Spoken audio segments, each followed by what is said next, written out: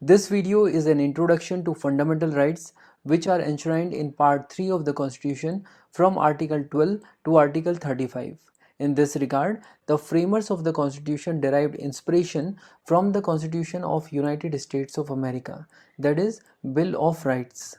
Part 3 of the Constitution is rightly described as the Magna Carta of India.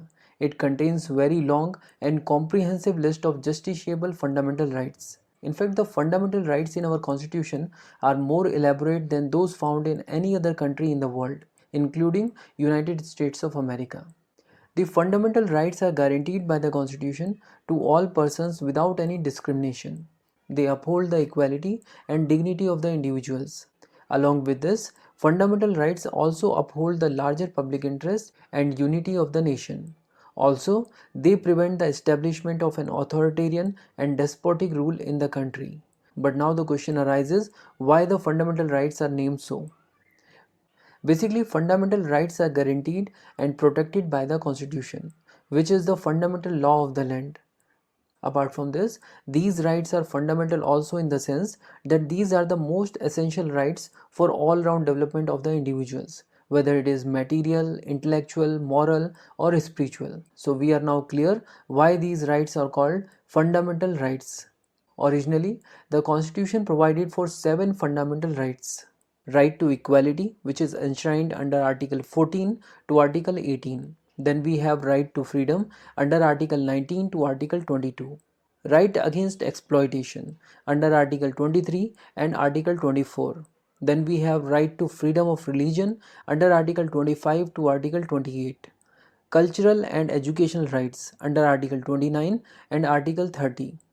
Right to property under Article 31 and right to constitutional remedies under Article 32. This right to property was deleted from the list of fundamental rights by the 44th Amendment Act 1978, and then it was made the legal right under Article 300A in Part 12 of the Constitution. So at present there are only 6 fundamental rights in our Constitution. Now we will have a look at the features of fundamental rights in these 12 points.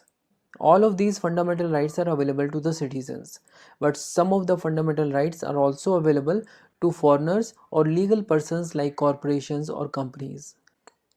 And all the fundamental rights are available against the arbitrary action of the state. However, some of the fundamental rights are also available against the action of private individuals.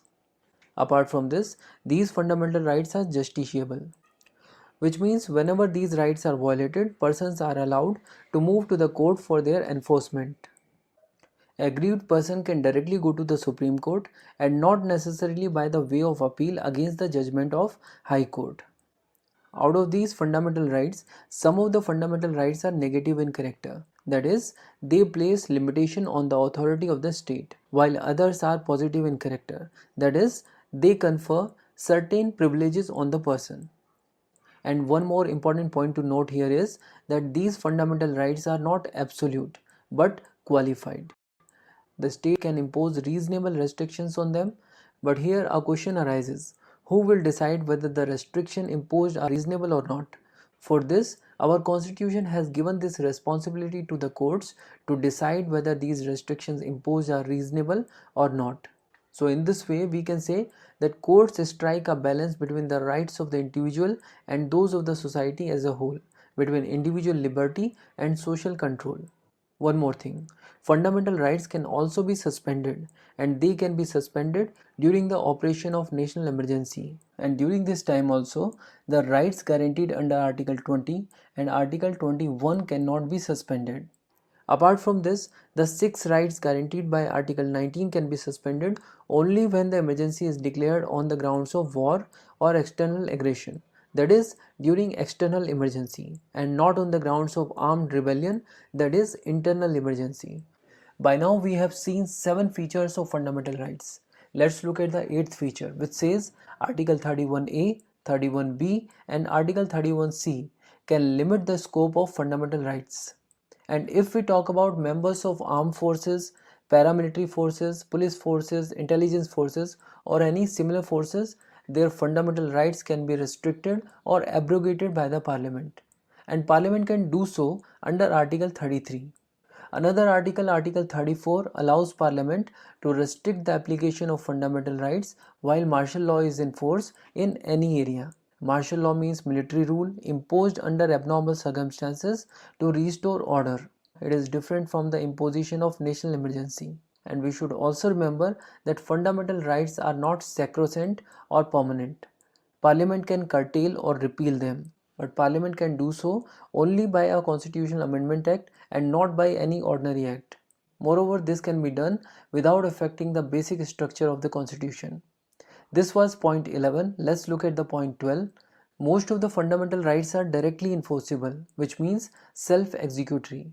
But some of the fundamental rights can only be enforced after Parliament passes such a law. And such a law can only be passed by the Parliament and not by the state legislature, so that the uniformity throughout the country is maintained. So in this video, we have seen an overview of fundamental rights and some of its main features. Thank you for watching this video.